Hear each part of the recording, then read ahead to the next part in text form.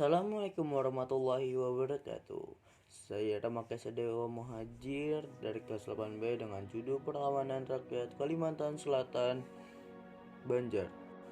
Perang Banjar. Perang Banjar atau Perang Banjar Barito atau Perang Kalimantan Selatan adalah perang perlawanan terhadap penjajah kolonial Belanda yang berlangsung antara tahun 1859 sampai 1905 yang terjadi di Kesultanan Banjar yang meliputi wilayah Provinsi Kalimantan Selatan dan Kalimantan Tengah.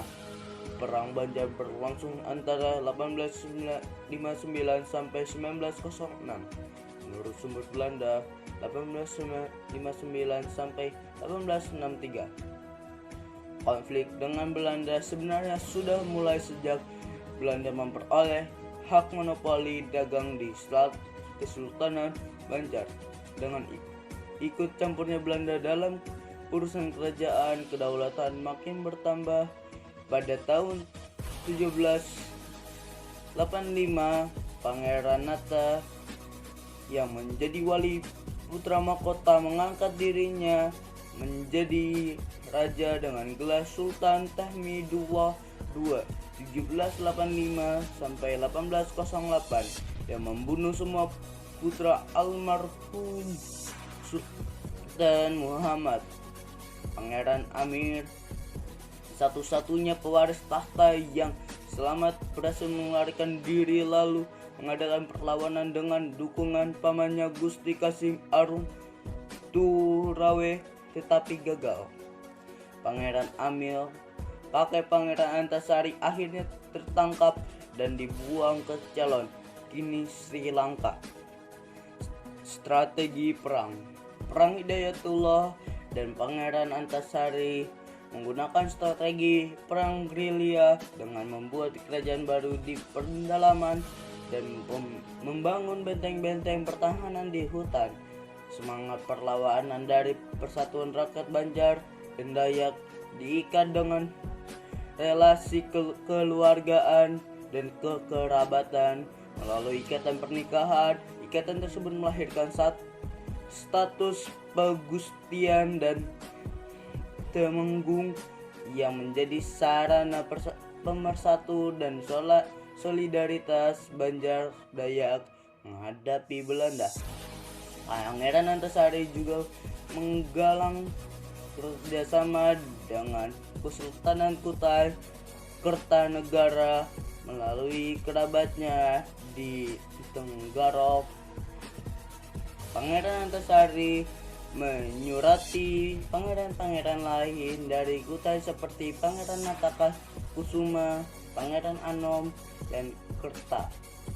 Mereka semua adalah mata rantai penyelundup senjata api dari Kutai ke tanah dusun Banjar.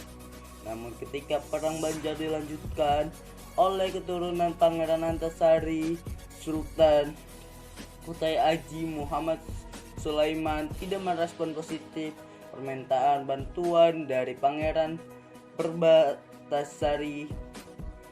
Bahkan Pangeran Perbatasari diserahkan ke Belanda pada tahun 1885.